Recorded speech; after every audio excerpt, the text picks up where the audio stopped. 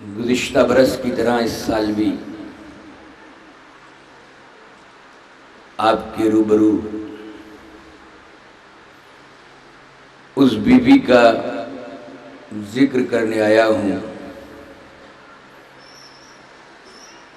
جو زاہدہ ہیں، عابدہ، طاہرہ، راضیہ، مرضیہ، مملکت عصمت کی شہزادی کبریٰ، فاتح مباہلہ، ہم جیسی خاکی اور خاطی مقرر کے لیے بڑا مشکل ہوتا ہے کہ کہاں محبت عصمت پر اپنا خالی کشکول لے کر جائے، کس سے لفظوں کی بھیک مانگے اور بارگاہ معصومہ میں جان رسول کی بارگاہ میں، جگر گوشہ رسول کی بارگاہ میں خراج عقیدت پیش کریں۔ کسی بھی محترمہ، کسی بھی مستور کی عظمت کو پردے میں رہ کر بنا پردے کے ظاہر کیے ہوئے یوں بھی پرکھی جا سکتی ہے کہ وہ کس گھر میں آئی،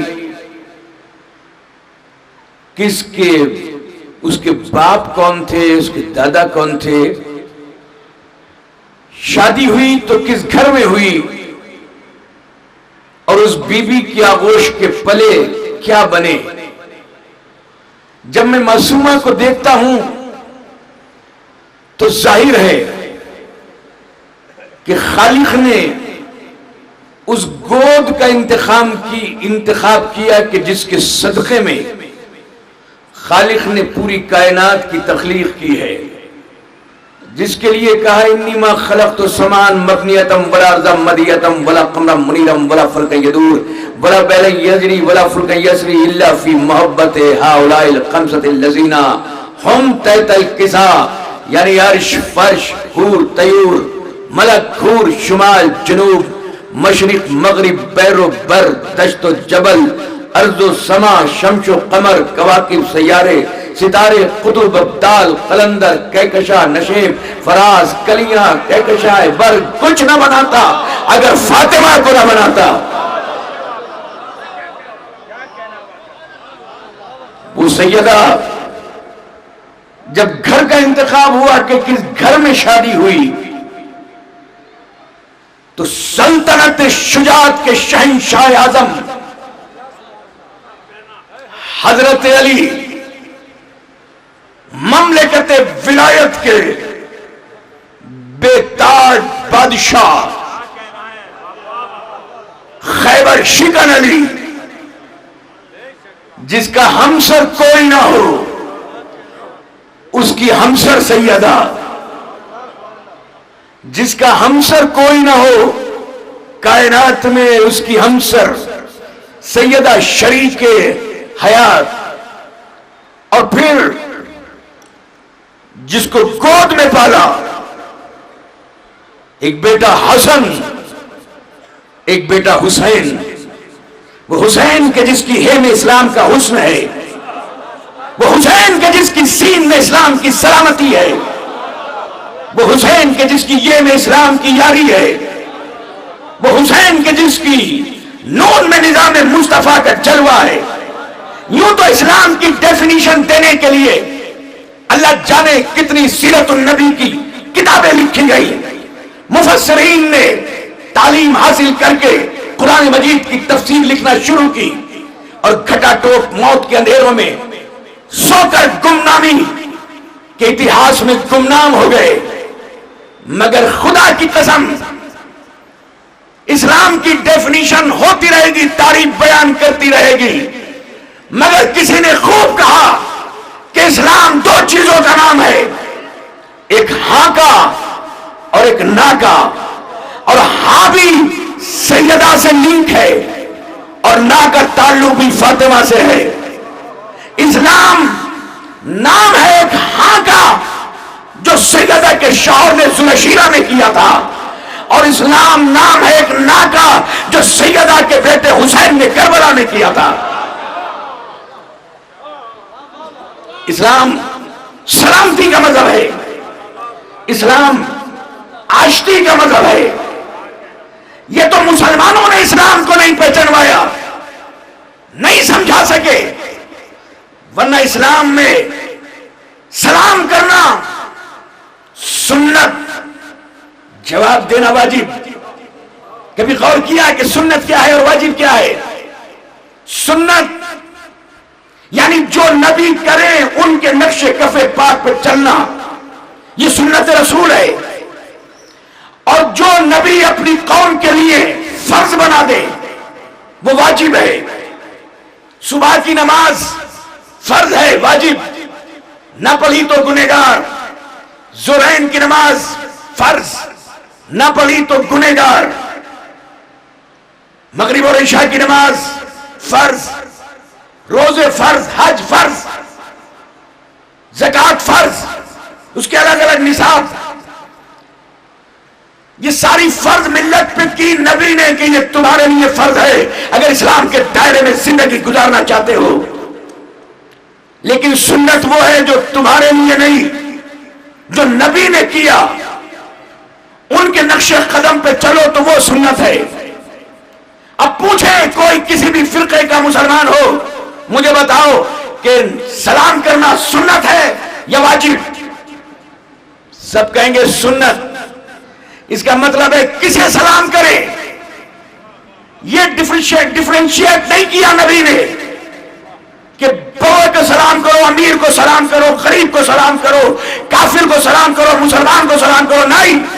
سنت رسول یہ ہے کہ نبی آنے والے کسی بھی مہمان کو اتنا موقع نہیں دیتے تھے کہ وہ سلام کرے، اس کے سلام کرنے سے پہلے نبی خود سلام کرتے تھے۔ یہ ہے نبی کی سنت۔ اور سلامتی کا سلام کا مطلب ہی ہے کہ جس کو تم نے سلام کر لیا اس کی سلامتی کی ذمہ داری تم پہ ہے، چاہے وہ کافر ہے، چاہے وہ عیسائی ہے، چاہے وہ پادری ہے، چاہے وہ یہودی ہے، کوئی بھی مذہب کا ماننے والا ہو، جس کو سلام کیا اس کی سلامتی کی ذمہ داری جان کی، ایمان کی، اولاد کی تمہاری ہے۔ کتنا پیارا مذہب ہے اسلام، غور تو کرو۔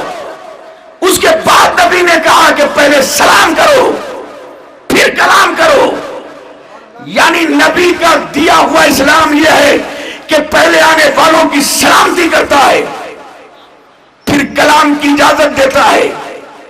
یعنی اس میں یہ نہیں دیکھتا کہ کون گنگا رام ہے، کون عبد الرحمن ہے، جو بھی آیا اس پہ سلام ہے۔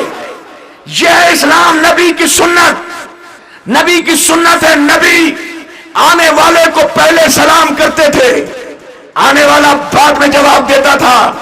ہمارے پاس ذرا سا اقتدار آ جائے، ذرا سا اختیار آ جائے، ذرا سی دولت آ جائے، ذرا سے مشہور ہو جائے، 4 گاڑیاں آ جائیں، ایک بنگلہ بن جائے، تو چوراہے پہ اسی لیے کھڑے ہوتے ہیں کہ آنے جانے والے ہمیں سلام کرے، آنے جانے والے ہمارا احترام کرے۔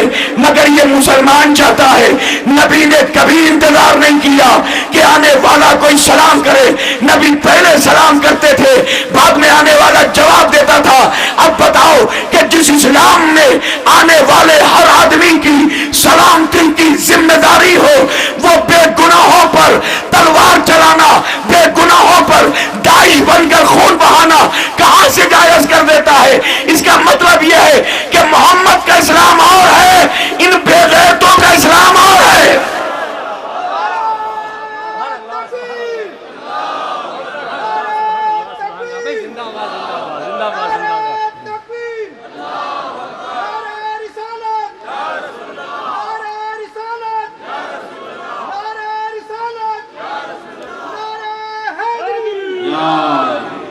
ہمارے ہندوستان کا وقار اور ہندوستان کی تصویر جناب منظر بھوپالی صاحب تشریف لے، ہم ان کا استقبال کرتے ہیں۔ جناب ہمارے مذہب کو ذرا سا پہچانوانے کی ضرورت ہے. جیسا کہ ہم نعرہ لگا رہے ہیں، نعرہ تکبیر، اللہ اکبر. پہلے اللہ کو تو سمجھاؤ کہ اللہ ہے کیا. نبی کے جانشین علی نے نہج البلاغہ میں کہا من عرف نفسہ فقد عرف ربہ. جس نے اپنے آپ کو پہچان لیا اس نے اپنے رب کو پہچان لیا.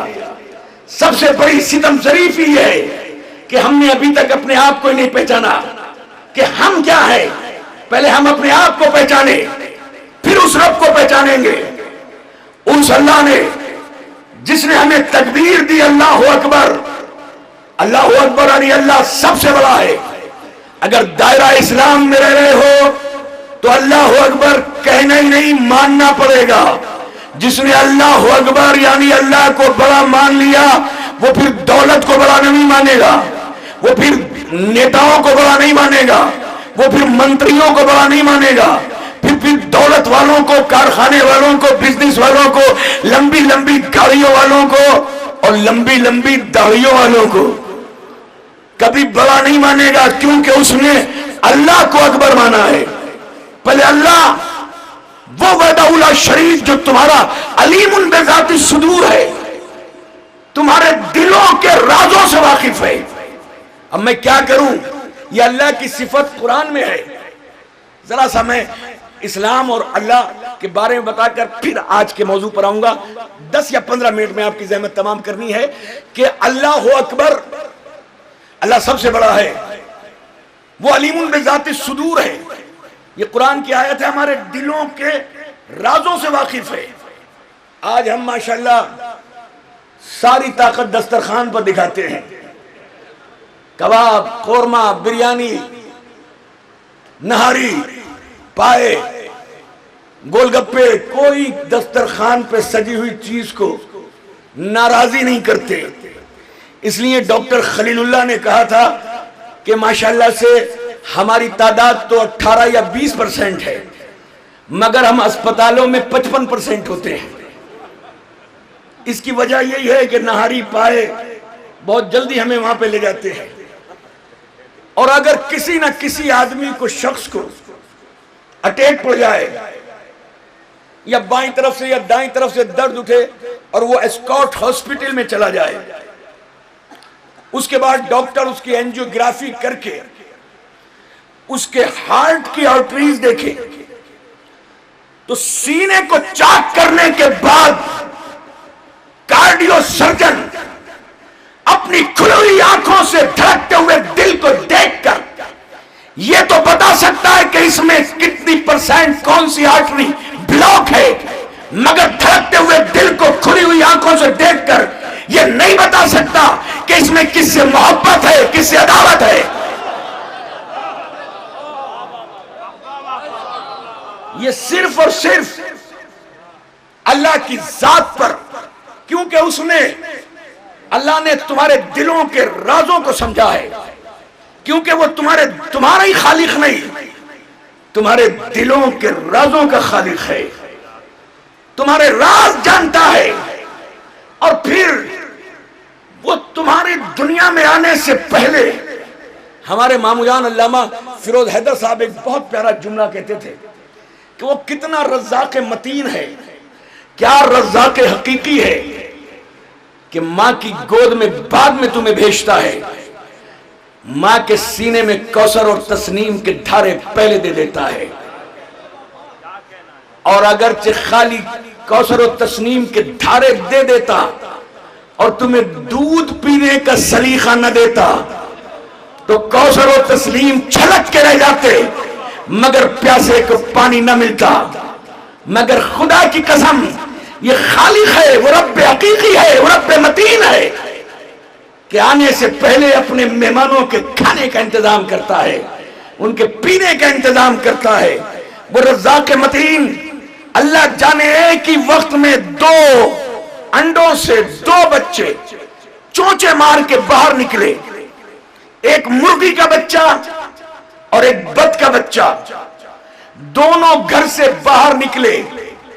باہر نکلنے کے بعد ایک مرغی کا بچہ برابر میں کھڑے ہوئے ٹریکٹر پہ کودا، اس ٹریکٹر کے اندر پڑی ہوئی رائفل سے کھیلا، کھیلنے کے بعد نیچے اترا، نیچے اترنے کے بعد ایک توپ تھی، توپ کے منہ میں گھس گیا، ادھر سے ادھر نکل گیا، لیکن نہ توپ سے ڈرا، نہ ٹریکٹر سے، نہ کسی اور چیز سے۔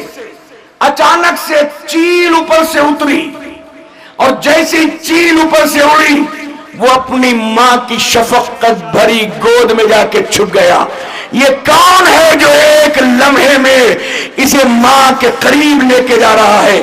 ابھی تو نہیں، یہ کسی یونیورسٹی میں گیا ہے، نہ کالج میں گیا ہے، نہ کلاس میں گیا ہے، نہ کوئی استاد ہے۔ یہ کون ہے جو اسے سکھا رہا ہے؟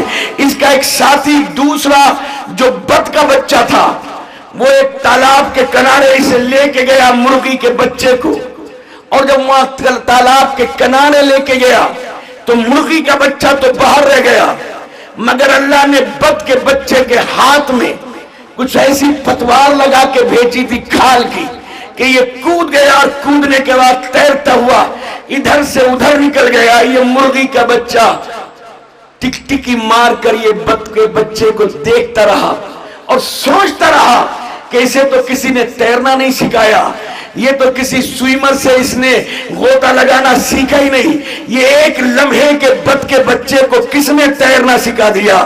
یہ وہ رزاق متین ہے، وہ رب حقیقی ہے جو آنے کے ساتھ ساتھ تربیت دے کے بھیجتا ہے۔ وہ اللہ جو ایک ہی دن میں ہم نے دیکھا کہ 2 طرح کی بکریاں، ایک بکری راجستھان میں وہ گنجی، اس کے اوپر کوئی بال نہیں، لیکن وہی بکری اگرچہ آپ کشمیر میں دیکھیں گے تو پورے جسم بال سے ڈھکا ہوا ہے۔ اس کی وجہ کیا ہے؟ کہ گرمی میں راجستھان میں کیونکہ سردی نہیں پڑتی اس لیے اسے لباس کی ضرورت نہیں ہے، کشمیر میں وہاں پر سردی ہوتی ہے۔ اللہ اپنے جانوروں کی پرورش اور سن سے بتا رہے ہیں، اس کا مطلب ہے وہ رزاق متین ہے جو ایک ایک جانور کو، ایک ایک چیز کو تربیت دے کے بھیج رہا ہے، اس کی حفاظت بھی کر رہا ہے۔ ایک کیلا ہمارے آفاق بھائی کی ٹیبل پہ سجا ہوا، میں نے دیکھا، کھول کے دیکھا کتنا ذائقہ دار اس کے اندر حلوہ، مگر کیسا پیک کر کے بھیجا ہے۔ اوپر والے نے بیکٹیریا فری، پولوشن فری، تمام کی تمام غلاظتیں دور، اور پورا کیلا ایسا پیک کر کے بھیجا ہے کہ آج کا سائنسدان سمندر کے کلیجے چیر رہا ہے، ستاروں پہ اپنی کمندیں ڈال رہا ہے، مگر ایک چھوٹے سے کیلے کو دیکھ کے یہ نہیں بتا سکتا کہ اس کی پیکیجنگ کے وقت ادھر سے پیک ہوا ہے یا ادھر سے پیک ہوا ہے۔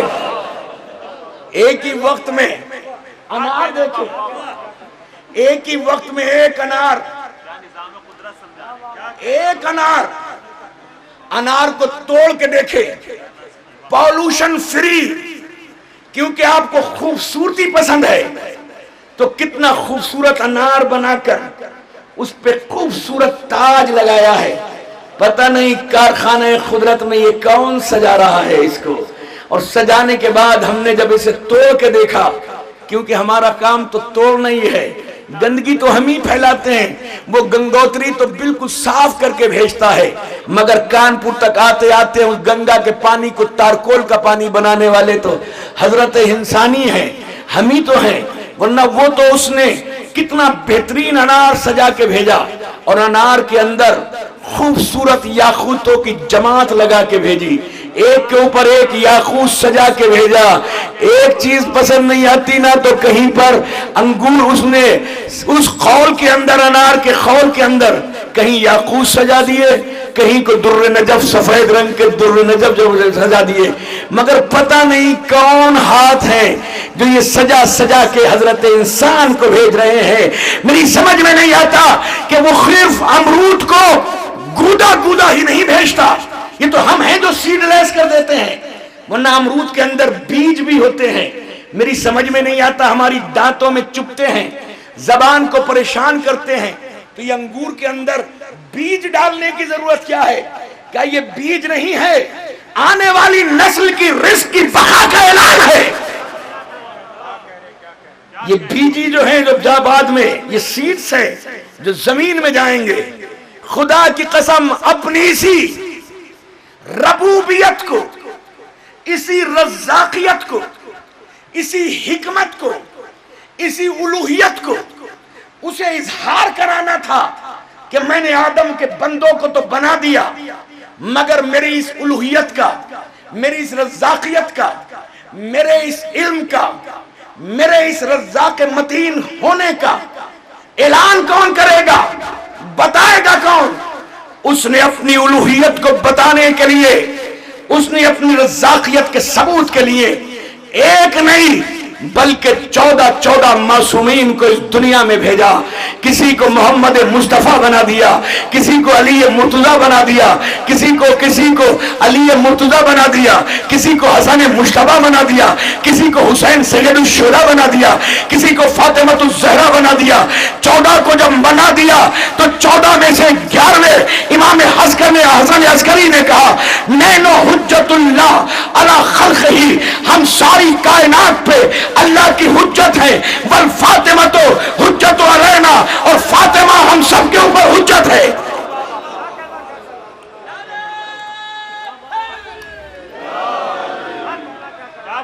اور پھر سیدہ کے لیے، پھر فاطمہ کے لیے ساری چیزوں کو مسخر کر دیا، مطیع بنا دیا۔ ورنہ سورہ نجم پڑھو، اور سورہ نجم پڑھنے کے بعد ایک چیز دیکھو کہ وَالنَّجْمِ اِذَا هَوَىٰ مَا ضَلَّ صَاحِبُكُمْ وَمَا غَوَىٰ وَمَا يَنطِقُ عَنِ الْهَوَىٰ إِنْ هُوَ إِلَّا وَحْيٌ يُوحَىٰ۔ مجھے قسم ہے اس ایک ستارے کی جب وہ گرا، اس ستارے کا انسانوں سے بڑا تعلق ہے، کتنا ہی بڑا انسان ہو جائے، مگر اگر کوئی صحیح پامسٹ ہے، صحیح ایسٹرولوجر ہے، صحیح ستارے دیکھنے والا ہے، اور وہ فٹ پاتھ پر، جامع مسجد کی فٹ پاتھ پر یا لال قلعے کے کنارے پہ فٹ پاتھ پر زمین پہ بیٹھ جاتا ہے، تو ہم نے بڑے بڑے امیر لوگوں کو، بڑے بڑے دانشوروں کو، ذہین لوگوں کو دو زانو بیٹھ کر اس کے سامنے ہاتھ پھیلاتے ہوئے دیکھا ہے۔ پتہ نہیں کیوں ہماری قسمت کے ستارے خراب ہو رہے ہیں، ذرا دیکھ کے تو بتاؤ یہ ہماری قسمت خراب کیوں ہے؟ دوست دھوکہ دے رہے ہیں، رشتہ داروں سے وفا نہیں ہو رہی، وجہ کیا ہے؟ تو وہ کہتا ہے تمہارا ستارہ سیدھ میں ہے، تمہارا ستارہ خراب ہے، تمہارا ستارہ آج تک ٹھیک نہیں چل رہا۔ اس کا مطلب ہے ساری دنیا اپنے نصیبوں کو ستاروں میں تلاش کرتی ہے، اور ایک ستارے نے در سیدہ پہ گر کے بتایا کہ ستارے اپنے مقدر کو در فاطمہ میں تلاش کرتے ہیں۔ نعرہ حیدری، صبا کے ساتھ دل بولا، زمین بولی فلک بولا، ستارہ ٹوٹ کر بولا، نعرہ حیدری، برائے خوشنودی امام زمانہ بلند تر صلوات۔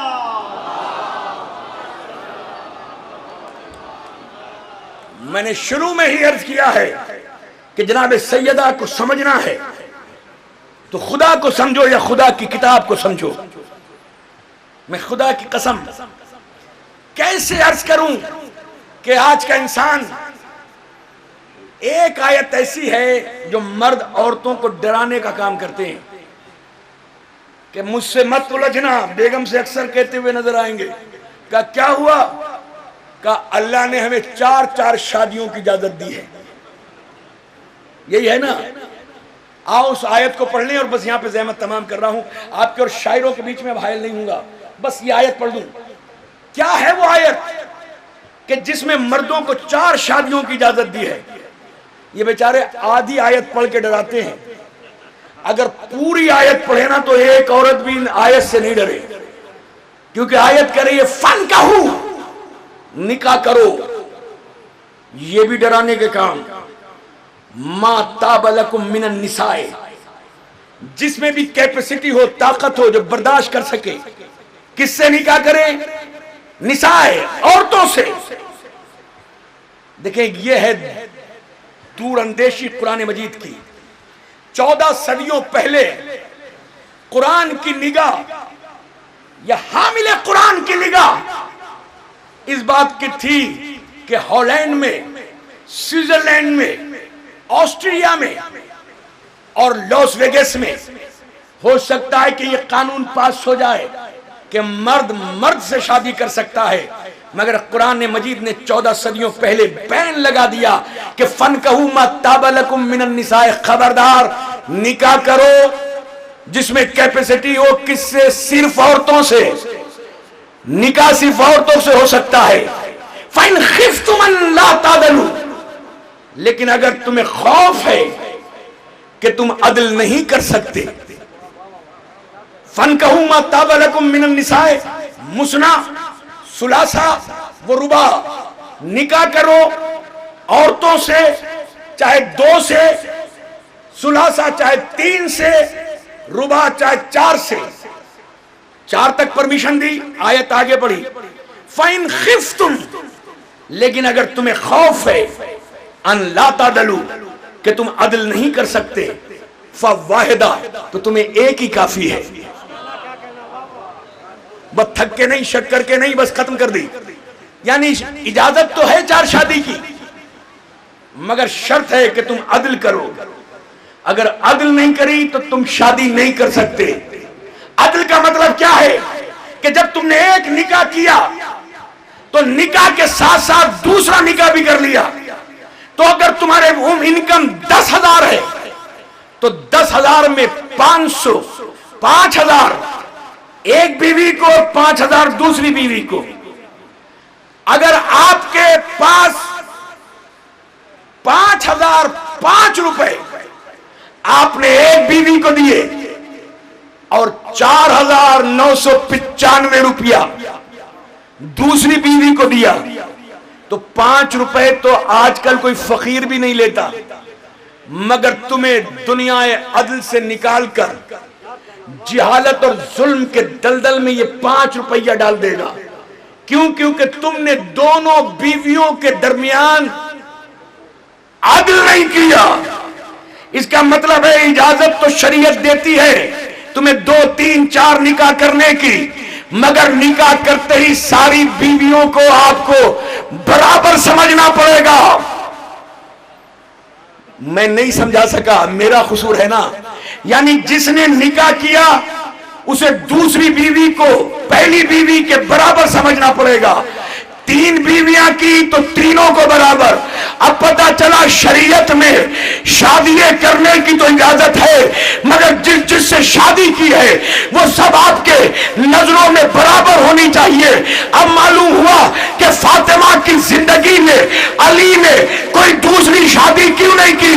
کیونکہ کائنات میں نگاہ علی میں کوئی فاطمہ کے برابر تھا نہیں، تو شادی کیسے کرتے؟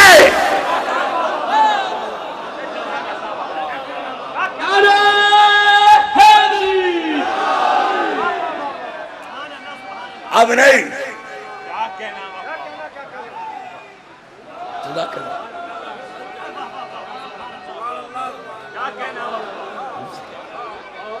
نہیں، اس سے بڑا جملہ سرکار،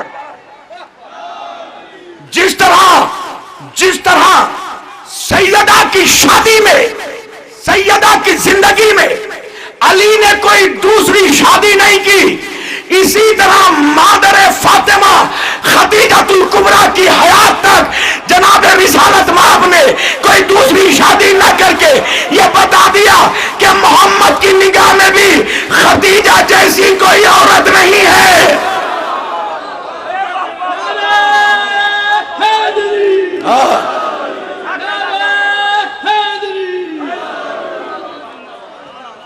اس لیے نہ بیٹی کا جواب، نہ ماں کا جواب،